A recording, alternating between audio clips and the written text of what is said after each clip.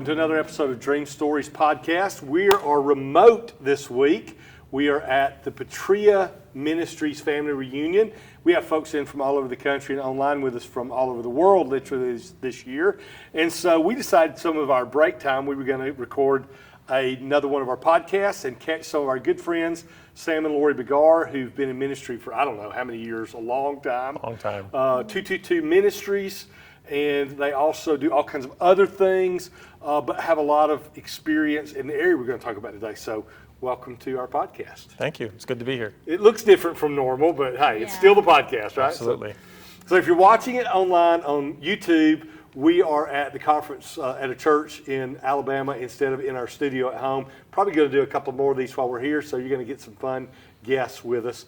But we wanted to talk a little bit this week about dreams. Last 2 weeks in our podcast, we've talked about dreams from children, basically kids' dreams. We actually had our granddaughter Sarah on one of the episodes, and you guys do some interaction. And we were talking at the beginning of this event that we're at that you have a fairly frequent occasion to interpret dreams and work with teenagers and young adults in their dreams. So I thought it'd be kind of cool. We've done 2 weeks on children and just sort of step the age group up and see what it's like. So to me, I know most of us, I had teenagers, I was a teenager, those kind of things.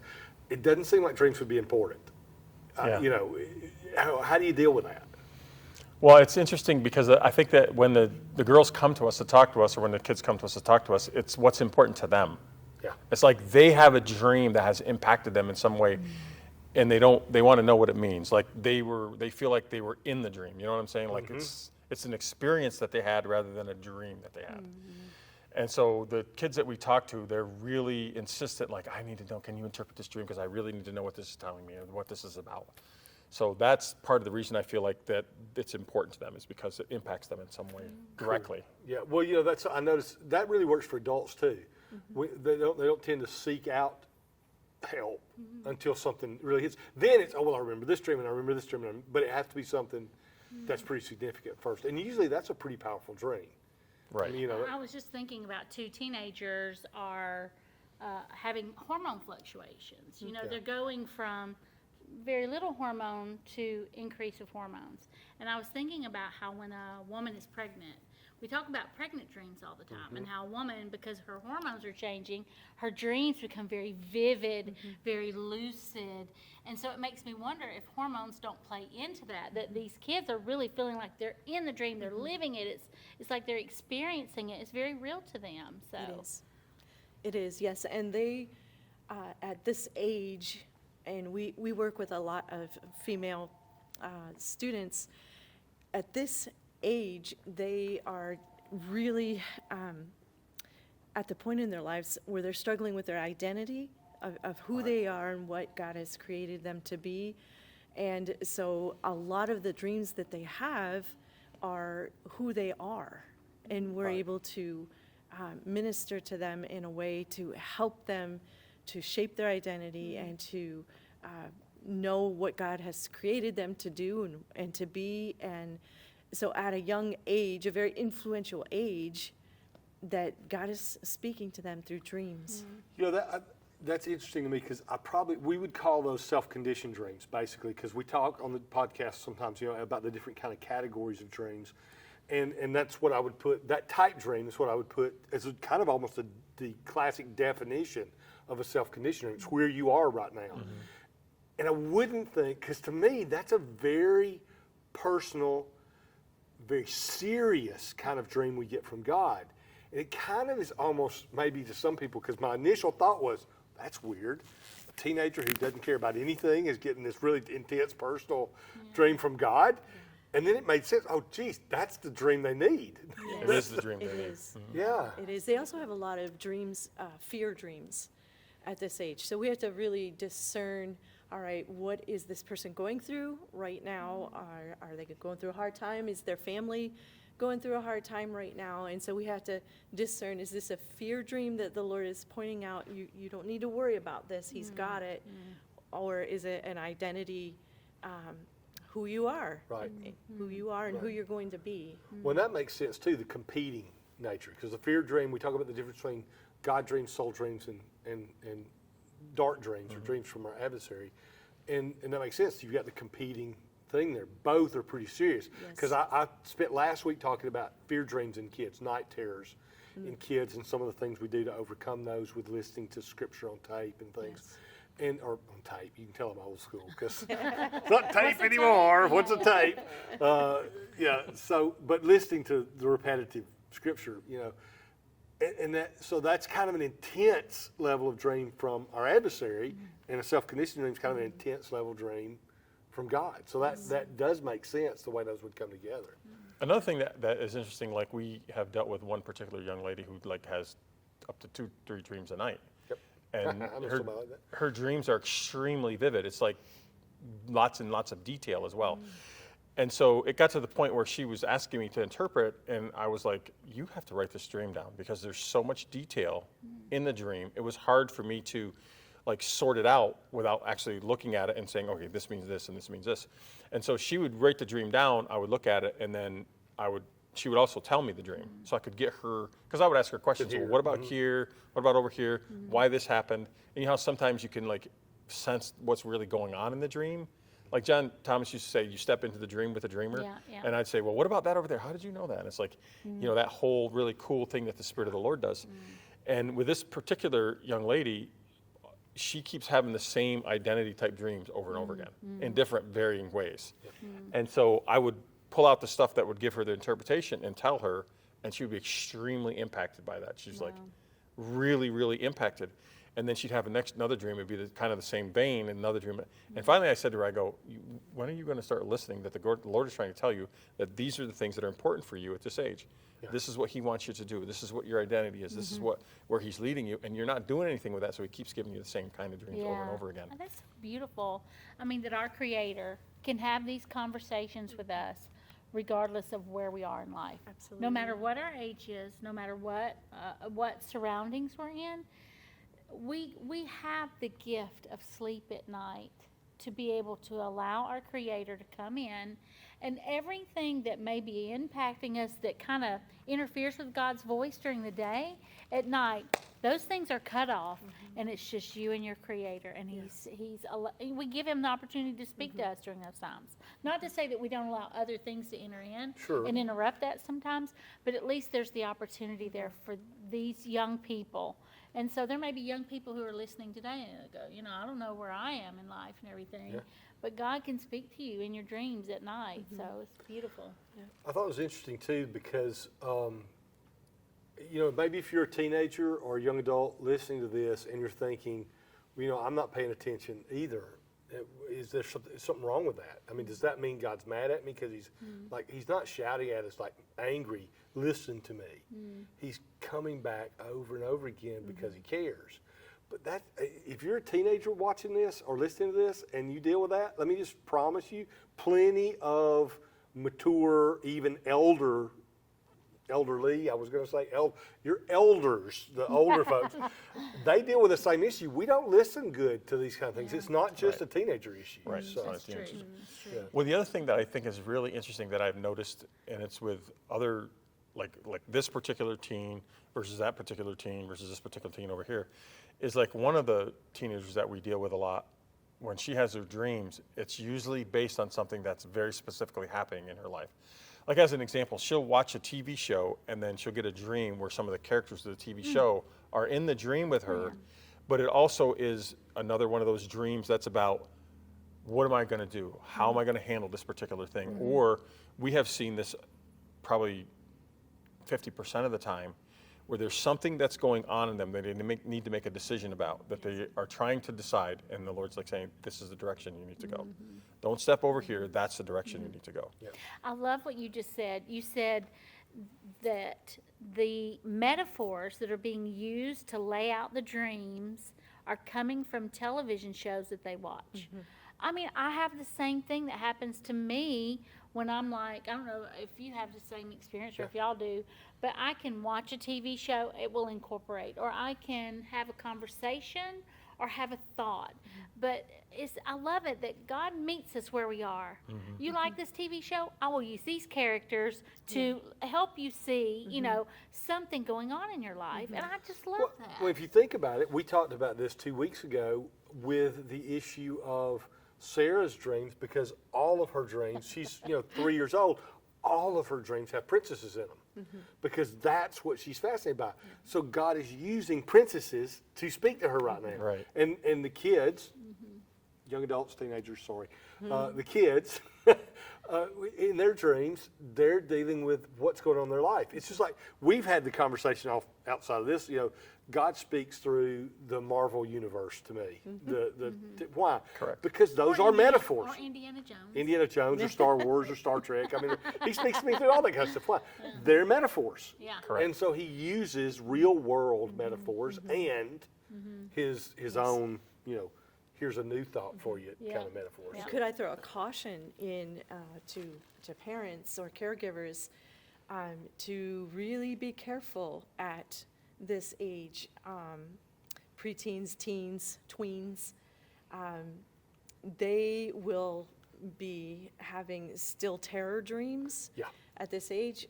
They will be disturbed. Be really careful what they are bombarded with by media, by books. Books are worse than movies. Well, you're creating the images in your own mind when Yes. you're reading a book. Yes, So and it it's gets easy ingrained. to roll into your It gets dream. ingrained. And I Yeah. And I was going to ask you that, I'm sorry, I was going to ask you that about, are there things that, because I knew there were, are there things that stir the enemy side, the dark side, that Absolutely. propel those dreams forward? So- Absolutely. We're very careful in working with the tweens that we work with, and really caution them. You're a gatekeeper for your mind and for your dream world. If you're going to watch a scary movie, or if you're going to go on YouTube or TikTok and be not so careful about what you allow into your eye gate, you will have bad dreams.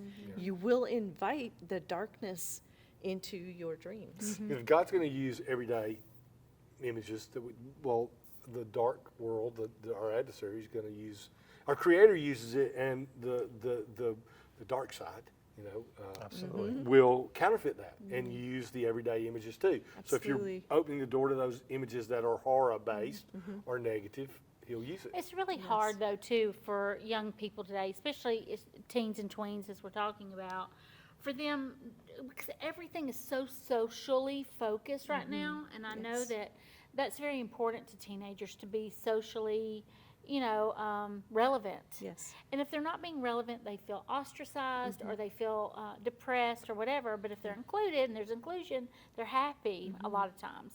And I think they're pressured to say, oh, well, we should watch this, or we should, have you seen this video on TikTok?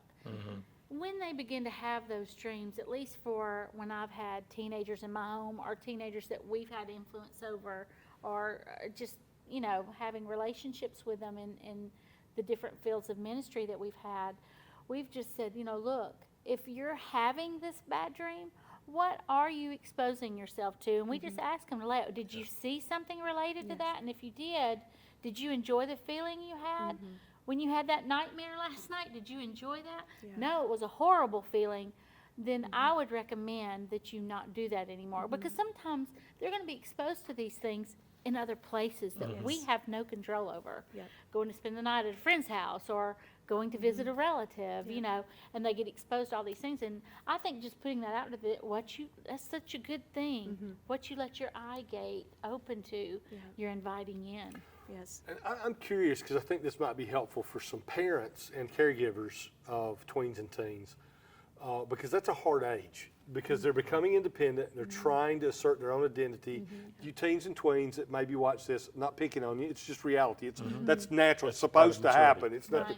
It's part of the growing up process. Parents don't always get that, and I didn't when my kids were that age, but it is really reality. But when you're in that place, how do you guys handle helping them overcome the things that are opening them up? Because I found, I don't know about y'all, I found when we told our kids, you can't, it created almost just a here it is, there's a place I can rebel because they said no.